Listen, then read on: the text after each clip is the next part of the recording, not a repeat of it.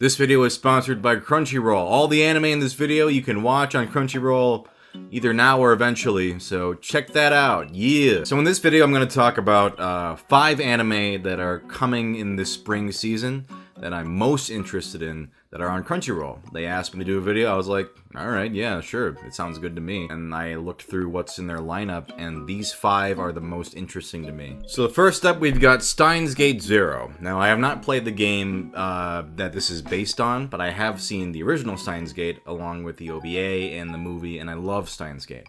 It's a great time travel show, a lot of fun twists and characters. So when I heard about Steins Gate 0, I wasn't like, oh my god, but I'm like, that's pretty cool, because from what I understand, it's like, I'm not going to spoil Steins Gate, but it's a separate timeline where things didn't go quite as well. But that sounds very interesting. It sounds like it's going to go kind of like a much darker route, maybe? Which I'm looking forward to, because I mean, Steins Gate gets pretty dark, but this one seems a little bleaker. Interesting. Looks like they're having all the cast back. I assume for the dub too, but I know at least for the Japanese version, they're bringing everyone back, which I'm glad to hear.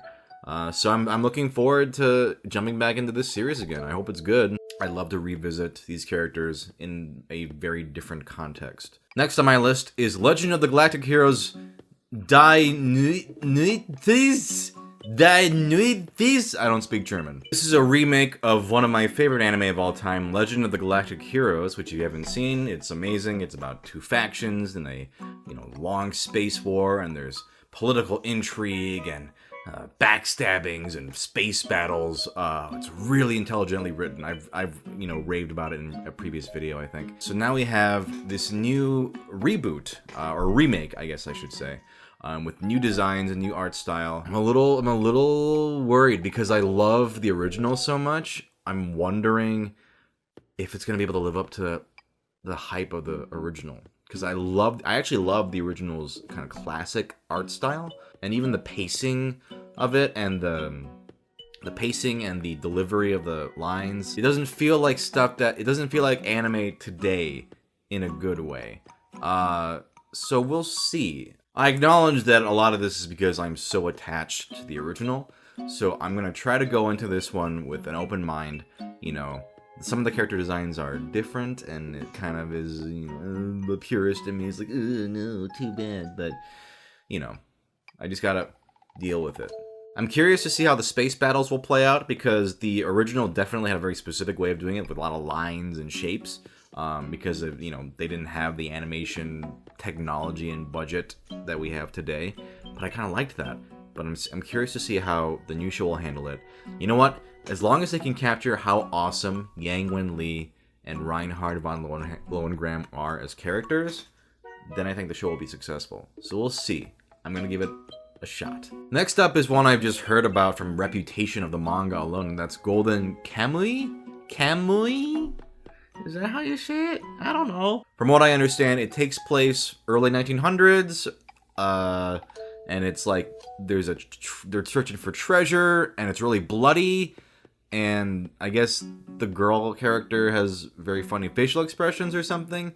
I don't know a whole lot about it other than it's apparently pretty gory and intense, and also just good.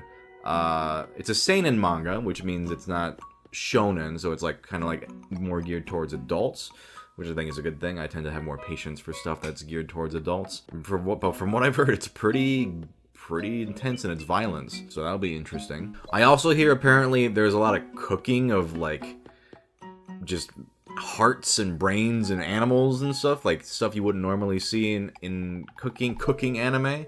So that should be interesting as well. Everyone I know has been talking about the manga, so hopefully the anime will live up to the hype, because I've been wanting to check this out for a while anyway, and if the anime is coming out, I might as well give it a shot. The concept's really cool. I like the idea of it. So yeah, we'll see how it turns out. Our 4th show is one that a lot of people are excited for, and that's My Hero Academia Season 3. I have not read the manga because I intentionally don't want to know what happens in future seasons, because I'm a big My Hero Academia fan now. I loved Season 2. I mean, Season 1 was pretty fun, but Season 2 really took it up to the next level with the animation and, giving the characters more stakes and more depth, really expanding upon the cast of characters. I really, really loved Season 2. So if Season 3 is as good as Season 2, I'm going to be very happy. And also, we need some better villains.